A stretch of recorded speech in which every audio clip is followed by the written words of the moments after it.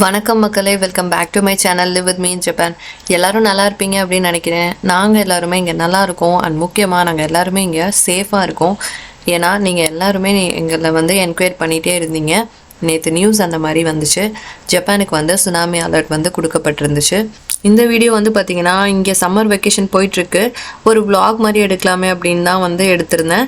But அதுக்குள்ளார ஜப்பானில் வந்துட்டு ஒரு ஹை சுனாமி அலர்ட் வந்து கொடுக்கவும், ஏன் ஜப்பானுக்கு சுனாமி அலர்ட் கொடுக்கப்பட்டுச்சு அண்ட் நாங்கள் இதை எப்படி ஃபேஸ் பண்ணோம் அது எல்லாத்தையுமே வந்து ஷேர் பண்ணலாம் அப்படின்னு தான். ஒரு 2 நாளைக்கு முன்னாடி ரஷ்யாவில் வந்துட்டு மிகப்பெரிய அளவில் எர்த்குவேக் வந்து வந்திருக்கு. ரிக்டர் அளவுகோலில் 8 அப்படின்னு சொல்கிறாங்க.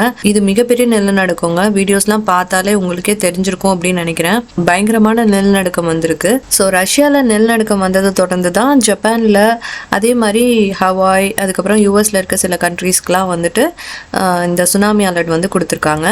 ரஷ்யாவில் நிலநடுக்கம் வரதுக்கும் மற்ற கண்ட்ரீஸ்க்கெலாம் வந்துட்டு சுனாமி அலர்ட் கொடுக்கறதுக்கும் என்ன சம்மந்தம் அப்படின்னா, இந்த எல்லா கண்ட்ரீஸுமே வந்து பக்கத்தில் இருக்குது அண்ட் மெயினாக பசிபிக் கோஸ்டல் ஏரியாவில் இருக்குது. ஸோ அங்கே ஏதாவது ஒரு டிஸ்டர்பன்ஸ் வந்ததுனால தான் இந்த மாதிரி எர்த்குவேக் வருது அண்ட் அதை தொடர்ந்து சுனாமி வரதுக்கான வாய்ப்பு இருக்குது. அப்படிங்கிறதுனால தான் இந்த மாதிரி அலர்ட்லாம் வந்துட்டு இந்த கண்ட்ரீஸ்லாம் வந்து இஷ்யூ பண்ணியிருந்தாங்க. அதில் மெயினாக ரஷ்யாவில் நிலநடுக்கம் வந்துச்சு இல்லையா, அந்த பகுதிக்கு ரொம்ப க்ளோஸாக இருக்கிறது ஜப்பான் தாங்க. மெயினாக நாங்கள் எல்லாருமே ஜப்பானில் இருக்கிறனால எங்களுக்கெலாம் பயங்கர பயமாக தான் இருந்துச்சு. ஆல்ரெடி வந்து பார்த்திங்கன்னா ஜப்பானில் எப்போ வேணால் நிலநடுக்கம் வரலாம் அப்படிங்கிற ஒரு சுச்சுவேஷன் தான் இருந்துகிட்ருக்கு. இதில் சுனாமி அலர்ட் வேறு கொடுக்கவும் உண்மையாலுமே ரொம்பவே பயந்துட்டோம். சுனாமி அப்படிங்கிற இந்த வார்த்தையே வந்து பார்த்திங்கன்னா 2004 நம்ம தமிழ்நாட்டில் வர வரைக்கும் எனக்கு தெரியாதுங்க, மற்றவங்களுக்கு எப்படின்னு தெரியல. சுனாமி அப்படின்னா ஒரு பெரிய அலை வந்து வரும், அது வந்துட்டு பயங்கர தாக்கத்தை ஏற்படுத்தும் அப்படிங்கிறதெல்லாமே வந்து 2004 அப்புறம் தான் நான் தெரிஞ்சுக்கிட்டேன். நிறைய பேர் அந்த சுனாமியை நேரில் பார்த்துருப்பீங்க அண்ட் நிறைய பேர் நியூஸ்லேயும் பார்த்துருப்போம். அண்ட் இன்ன வரைக்கும் பார்த்தீங்கன்னா அந்த இமேஜஸ்லாம் மைண்ட் டிஸ்டர்பிங்காக தான் இருக்குது. அவ்வளோ பெரிய ஒரு தாக்கத்தை வந்து தமிழ்நாட்டில் ஏற்படுத்தியிருக்கு. அண்ட் அந்த மாதிரி ஒரு அலர்ட் வந்து ஜப்பானுக்கு கொடுத்துருக்காங்க அப்படின்னா எப்படி இருக்குன்னு நீங்களே யோசனை பண்ணி பாருங்கள். அதுலேயும் ஜப்பான் வந்து பார்த்திங்கன்னா ஒரு ஐலாண்ட், அதாவது சுற்றிலும் எல்லா சைட்லேயுமே வந்துட்டு கடல் தான் சூழ்ந்துருக்கு. இருக்கிற ஒரு கண்ட்ரிக்கு சுனாமி அலர்ட் அப்படின்னா எங்கே வரும், எப்படி வரும் அப்படின்னு சொல்லி கெஸ் பண்ணவே முடியல. மெயினாக அவங்க சொன்னது வந்து பார்த்திங்கன்னா அந்த ரஷ்யாவுக்கு பக்கத்தில் இருக்கிற ஜப்பானோட நார்த் ஈஸ்ட் கோஸ்டல் ஏரியாஸ், ஹோக்கைடோ அந்த மாதிரி ரீஜன்ஸ் தான் வந்துட்டு ஹை அலர்ட்டில் வந்து வச்சுருந்தாங்க. பட் இருந்தாலும் எங்கள் எல்லாருக்குமே வந்து பதட்டமாக தான் இருந்துச்சு. ஃபஸ்ட்டு ஜப்பானில் சுனாமி அலர்ட் வந்து பார்த்திங்கன்னா ஜோன் வைஸ் வந்து பிரிச்சுட்டாங்க. அதாவது ஹைலி அஃபெக்டட் ஏரியா, அதுக்கப்புறமா மைல்ட் அஃபெக்டட் ஏரியா, ரொம்ப மினிமல் அஃபெக்ட் ஏரியா அந்த மாதிரிலாம். ஸோ இதில் ஹை அஃபெக்டட் ஏரியா அப்படிங்கிறது நான் முன்ன சொன்ன மாதிரி அந்த நார்த் கோஸ்ட் ஏரியா தான். ஸோ அந்த ரீஜனுக்கு டிரான்ஸ்போர்ட்டேஷன், அதாவது புல்லட் சர்வீஸ்லாம் வந்து கேன்சல் பண்ணிட்டாங்க. அதே மாதிரி லோ கிரவுண்ட் லெவலில் இருந்த பீப்புள் எல்லாருமே வந்து எவாக்குவேட் பண்ணி ஹை கிரவுண்ட் லெவலுக்கு ஷிஃப்ட் பண்ணிட்டாங்க. இந்த மாதிரி ஜப்பான் வந்து பார்த்திங்கன்னா சுனாமிக்கு ஃபுல் ப்ரிப்பேர்டாக இருந்துகிட்டே இருந்தாங்க. அண்ட் கரெக்டாக 3 o'clock மிகப்பெரிய சுனாமி வந்து ஜப்பானை ஹிட் பண்ண போகிறதா நியூஸில் வந்து அப்டேட்ஸ் திரும்ப சொல்லிகிட்டே இருந்தாங்க. நாங்கள் எல்லாருமே வந்துட்டு எங்கள் டெய்லி ரொட்டீன் ஒர்க்ஸை பார்த்துக்கிட்டே நியூஸ் அப்டேட்ஸும் வந்து பார்த்துட்டே தான் இருந்தோம். அதே மாதிரி இந்த அப்டேட்ஸ்லாம் வந்துட்டு வாட்ஸ்அப்பில் ஷேர் பண்ணிக்கிட்டு எல்லாருமே வந்துட்டு சேஃபாக இருக்கோமா அப்படின்னு சொல்லிட்டு கம்யூனிகேட் பண்ணிகிட்டு இருந்தோம். இங்கே இருந்துட்டு நாங்கள் எல்லாருமே பதட்டமாக இருக்கிறத விட ஊரில் நியூஸை கேள்விப்பட்டுட்டு வீட்டில் எல்லாருமே வந்து பார்த்திங்கன்னா ரொம்பவே பயந்துட்டாங்க. எல்லாருமே ஃபோன் பண்ணிவிட்டு நாங்கள் எல்லோரும் சேஃபாக இருக்கோமா, எங்கள் ரீஜன் வந்து எந்த அளவுக்கு வந்து அஃபெக்டாக இருக்குது அப்படின்னு எங்களோட சுச்சுவேஷன்லாம் வந்து கேட்டு தெரிஞ்சுக்கிட்டாங்க. நாங்களும் வந்துட்டு எங்களோட சுச்சுவேஷனை வந்து எக்ஸ்பிளைன் பண்ணோம். அண்ட் தொடர்ந்து வீட்டுக்குமே வந்து அப்டேட்ஸ்லாம் சொல்லிகிட்டே தான் இருந்தோம். அண்ட் எந்த நேரம் வேணால் சுனாமி வரலாம், எதுக்குமே வந்து ரெடியாக இருக்கணும் அப்படிங்கிற மாதிரி ஒரு சுச்சுவேஷனில் தான் நேற்று ஃபுல்லாக ஜப்பான் ஃபுல்லாகவே இருந்தோம். பட் தேங்க்ஃபுல்லி பெரிய சுனாமிலாம் எதுவும் வரல. ஆனால் ஹை அலர்ட் கொடுத்துருந்த அந்த ஏரியாவில் மட்டும் பார்த்திங்கன்னா அந்த வேவ்ஸ்லாம் வந்து கொஞ்சம் ஹையாக வந்த மாதிரி நிறைய வீடியோஸ்லாம் பார்க்க முடிஞ்சது, நியூஸ்லலாம் வந்து சொன்னாங்க.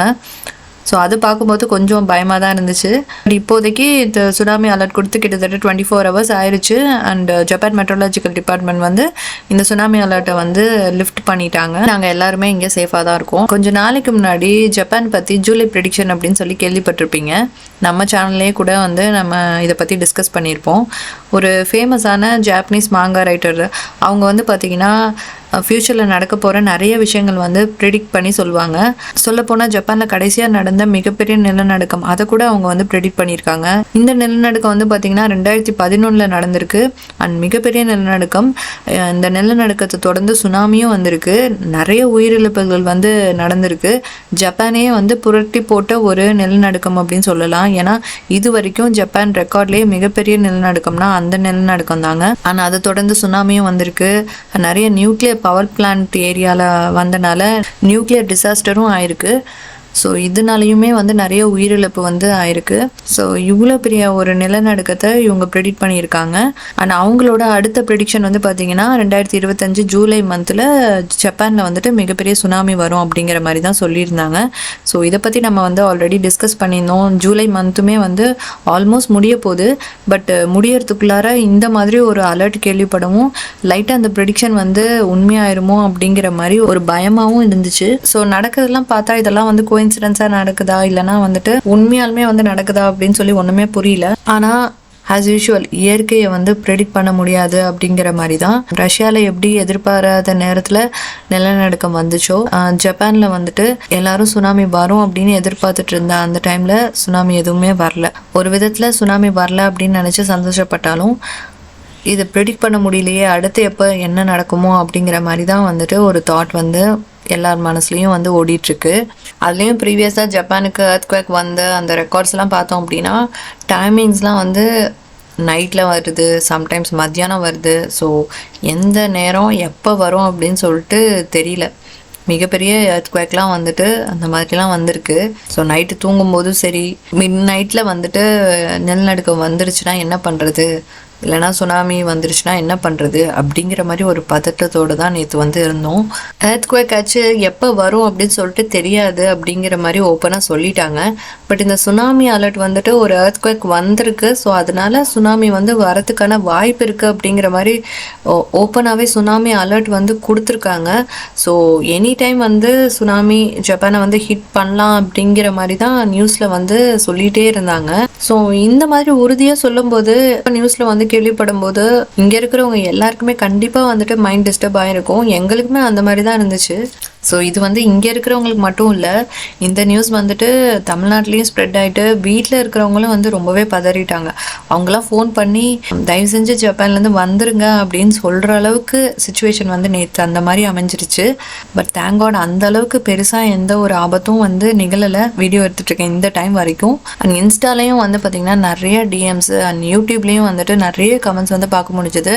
ஸோ அதனால தான் நேற்றே வந்துட்டு குயிக்காக ஒரு அப்டேட் வந்து கொடுத்துடணும் அப்படிங்கிறதுக்காக தான் அந்த ஷார்ட்ஸே வந்து போட்டிருந்தேன். ஆக்சுவலாக நேற்று வந்து எனக்கு ஒரு ஒர்க் வேறு இருந்துச்சு, விசா ஆஃபீஸ் வரைக்கும் போகிறதுக்கு.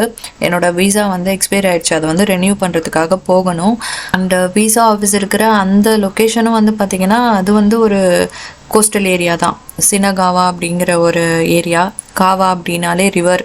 அண்ட் இந்த ரெனிவலுக்கு எனக்கு நேற்று தான் வந்து லாஸ்ட் டேட்டு. ஸோ இதை வந்து என்னால் போஸ்ட்போனும் பண்ண முடியாது. ஸோ கண்டிப்பாக போயே ஆகணும் அப்படிங்கிற சுச்சுவேஷனால் நான் வந்து நேற்று போயிருந்தேன். அந்த கோஸ்டல் பகுதியை தாண்டி தான் வந்துட்டு ஆஃபீஸ்க்கு நான் வந்து போனேன். போகிற வரைக்குமே வந்து எனக்கு டவுட்டாக தான் இருந்துச்சு, ஆஃபீஸ் வந்து ஓப்பனாக இருக்குமா இல்லைனா வந்து க்ளோஸ் பண்ணியிருப்பாங்களா அப்படின்னு சொல்லி. ஏன்னா எந்த லெவலுக்கு அலர்ட் வந்து இங்கே கொடுத்துருக்காங்க அப்படின்னு சொல்லிட்டு தெரில. ஒரு பதட்டமாக தான் எனக்குமே இருந்துச்சு. அண்ட் இந்த சினகாவா ஸ்டேஷன் வந்து பார்த்திங்கன்னா ரொம்பவே பெரிய ஸ்டேஷனுங்க. இங்கே வந்துட்டு நம்ம சின்கான்சென் ட்ரெயின்ஸ் கூட வந்து போர்ட் பண்ணலாம். ஸோ இங்கே அனௌன்ஸ்மெண்ட்லாம் வந்து பார்த்திங்கன்னா அந்த ஹோக்கைடோ அப்படின்னு சொன்னேன் இல்லையா, நார்த் கோஸ்ட் ஏரியாவுக்கு, அந்த ஏரியாவுக்கு வந்துட்டு சின்கான்சென் ட்ரெயின்லாம் வந்துட்டு ஸ்டாப் பண்ணியிருக்கோம் டியூ டு சுனாமி அலர்ட் அப்படிங்கிற மாதிரி ரிப்பீட்டட்டிவாக சொல்லிகிட்டே இருந்தாங்க. இதெல்லாம் கேட்டுகிட்டே தான் நான் வந்து நேற்று போனேன். ஒரு வேளை ஹை அலர்ட் கொடுத்துருந்தாங்கன்னா கண்டிப்பாக அந்த ஆஃபீஸ்லாம் வந்து க்ளோஸ் பண்ணியிருப்பாங்க. டிரான்ஸ்போர்ட்டேஷன் சர்வீஸும் வந்து க்ளோஸ் ஆகிருக்கும். நான் வந்து எப்படி ரிட்டர்ன் வந்திருப்பேன் அப்படின்லாம் வந்து எனக்கு தெரியல. பட் அந்த மாதிரிலாம் எதுவுமே ஆகாதனால நாங்கள் சேஃபாக போயிட்டு சேஃபாக ரிட்டர்ன் வந்தாச்சு. ஆஃபீஸுமே வந்து பார்த்திங்கன்னா எப்பவும் போல தான் இருந்துச்சு. அண்ட் நிறைய மக்கள் கூட்டமும் இருந்துச்சு. ஸோ அந்த மாதிரி நிறைய பேரை பார்த்ததும் எனக்கு கொஞ்சம் வந்து ரிலாக்ஸ்டாக இருந்துச்சு. ஓகே, எல்லாமே சுச்சுவேஷன் எல்லாமே நார்மலாக தான் இருக்குது அப்படிங்கிற மாதிரி தோணுச்சு. பட் அந்த மாதிரி வெளியில் போயிருக்கிறப்ப மாட்டியிருந்தேன்னா என்ன பண்ணியிருப்பேன் அப்படின்னு சொல்லிட்டு எனக்கு எந்த ஐடியாவும் இல்லை. எனக்கு நேற்று இந்த சுச்சுவேஷன் பார்க்கும்போது 2015 சென்னையில் வந்து ஃப்ளட் வந்துச்சு இல்லையா, அதுதான் வந்து ஞாபகத்துக்கு வந்துச்சு. ஃப்ளட் வந்த டைமில் நான் வந்துட்டு சென்னையில் தான் வந்து ஒர்க் பண்ணிகிட்டு இருந்தேன். அண்டு மார்னிங் மார்னிங் வந்து ஆஸ் யூஷுவல் வந்து ஆஃபீஸ் போயிட்டு வந்தேன். ஒரு ரெய்னி டே அப்படின்னு நினச்சி போயிட்டு வந்தேன். மண்டே மார்னிங்கு நல்ல ஞாபகம் இருக்குது. ஆஃபீஸ் போயிட்டு வந்தேன். ஹாஸ்டல் வந்துட்டு ரெஃப்ரெஷ் பண்ணிவிட்டு டின்னர் சாப்பிட்டுட்டு தூங்கியாச்சு. நைட்டு ஃபுல்லாக பெய்ஞ்ச மழையில் நெக்ஸ்ட் டே வந்துட்டு சிட்டி ஃபுல்லாக வெள்ளம் வந்துருச்சு. பட் அது எதுவுமே தெரியாமல் காலையில் ஏஞ்சி சரி ஆஃபீஸ் போகலாமா என்ன அப்படின்னு கேட்கும்போது தான் ஆஃபீஸே வந்து க்ளோஸ் பண்ணிட்டாங்க அப்படின்னு சொல்லி தெரிஞ்சுது. ஹாஸ்டல்லேருந்து லைட்டாக அப்படி எட்டி பார்த்தா ரோட்டில் ஃபுல்லாக தண்ணியாக இருந்துச்சு. பவர் கட்டு, ஃபுட்டு இல்லை, தண்ணி இல்லை, ஃபோனில் டவரும் எடுக்கலை. ஹாஸ்டலும் வந்து மூட போகிறாங்க, சீக்கிரம் வெக்கேட் பண்ணுங்க அப்படிங்கிற மாதிரி சொல்லிட்டாங்க. என்னோடய ஊர் வந்து திருச்சி. நான் சென்னையிலேருந்து திருச்சி வரைக்கும் போனோம். நான் இருக்கிற ஏரியாலேருந்து தாம்பரம் போய் அப்படியே போயிடலாம் அப்படின்னு சொல்லி பஸ் ஏறுனா பஸ் எல்லாமே வந்துட்டு சோழிங்கநல்லூர் சிக்னல்லையே அப்படியே யூடர்ன் பண்ணி வந்துருச்சு. அதை தாண்டி எங்கேயுமே போகல. ஏன்னா தாம்பரத்தில் தான் வந்துட்டு பயங்கர ஃப்ளட்டாக இருந்துச்சு. டைம் ஆக ஆக என்ன பண்ணுறதுனே தெரில. காலையிலையும் சாப்பிடல, மத்தியானமும் சாப்பிடல. ஈவினிங் ஆக ஆக இருட்ட ஆரம்பிச்சிருச்சு. ஃபுல் சிட்டியே வந்து இருட்ட ஆரம்பிச்சிருச்சு. பயங்கரமாக பயமாயிருச்சு. ஃபோன்லேயும் டவரும் இல்லை, சார்ஜும் இல்லை. ஸோ இருக்கிற ஒரு பாயிண்ட் வச்சு ரூம்மேட் ஒருத்தவங்க வந்துட்டு அவங்களோட ரிலேட்டிவ்க்கு வந்து காண்டாக்ட் பண்ணி அவங்க வந்து கார் எடுத்துகிட்டு வந்து அந்த காரை நாங்கள் போர்ட் பண்ணுறப்ப மணி வந்து 12-1 மணிக்கிட்ட இருக்கும். கார் எடுக்கும்போதே அவங்க வந்து சொல்லிட்டாங்க, தண்ணியில் எங்கேயாச்சும் ஸ்டக் ஆகி நின்றுச்சுன்னா வேறு வழியே இல்லை, நம்மளால் வந்துட்டு சென்னை விட்டு போக முடியாது அப்படிங்கிற மாதிரி. பயங்கர பதட்டமாக தான் போயிட்டு இருந்தோம். பட் எப்படியோ சென்னையை விட்டு வெளியில் வந்ததுக்கப்புறம் கொஞ்சம் நிம்மதியாக இருந்துச்சு. நைட் ஃபுல்லாக ட்ராவல் பண்ணி அதுக்கப்புறம் அவங்க வந்து என்னை சேலமில் வந்து ட்ராப் பண்ணாங்க. அதுக்கப்புறம் சேலம்லேருந்து பஸ் பிடிச்சி நான் வந்து திருச்சிக்கு போனேன். நம்ம ஊரில் ஆல்ரெடி ஒரு டிசாஸ்டர் இந்த மாதிரி நான் வந்து ஃபேஸ் பண்ணியிருக்கேன். ஸோ இந்த இன்சிடெண்ட்லாம் வந்து என் கண்ணு முன்னாடி வந்துட்டு போச்சு. எனக்கு வந்துட்டு கொஞ்சம் நேற்று பதட்டமாக தான் இருந்துச்சு. பட் அதான் டிஸ்கஸ் பண்ண மாதிரி இப்போ ஜப்பானில் எந்த சுனாமி அலர்ட்டும் இல்லை. எல்லாத்தையுமே வந்து லிஃப்ட் பண்ணிட்டாங்க. ஸோ எல்லாருமே இங்கே வந்து சேஃபாக தான் இருக்கும். இந்த ஒரு குட்டி அப்டேட்டோட இந்த வீடியோவை நான் வந்து முடிச்சுக்கிறேன். மறுபடியும் நான் உங்களை இன்னொரு இன்ட்ரெஸ்டிங்கான வீடியோவில் சந்திக்கிறேன். அது வரைக்கும் Tata friends, take care and by friend.